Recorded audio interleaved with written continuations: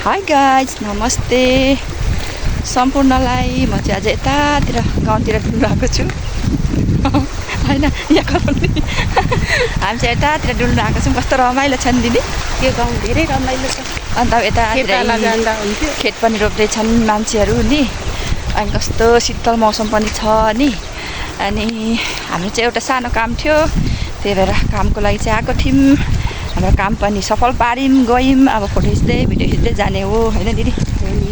त्यहाँनिर कुलो भन्छ कस्तो राम्रो कुलो होइन, कुलो सब्जीहरू उतो धानबारी नि कस्तो राम्रो डाँडाहरू देखेको नि। के मजाको हो, कस्तो राम्रो छ क्या। भोलिपर्सि यो पाकेको बेला झन् आउनुपर्छ है। पाकेको बेलामा त के काम पर्ला र हाम्रो यहाँ आउने। त्यही बेला घुम्दै क्या नि। सब्जीहरू कति राम्रो राम्रो पाउँछ क्या यतातिर चाहिँ। ताजा सब्जीहरू ताजा ताजा पाउँछ होइन। अब यहाँनिर चाहिँ क्या यो मकै निकालिसक्यो होइन। अनि मकै निकालिसकेर चाहिँ के भन्छ धान रोप्ने छ नि मान्छेहरू। रोप्नुलाई तयारी, रोप्नुलाई तयारी।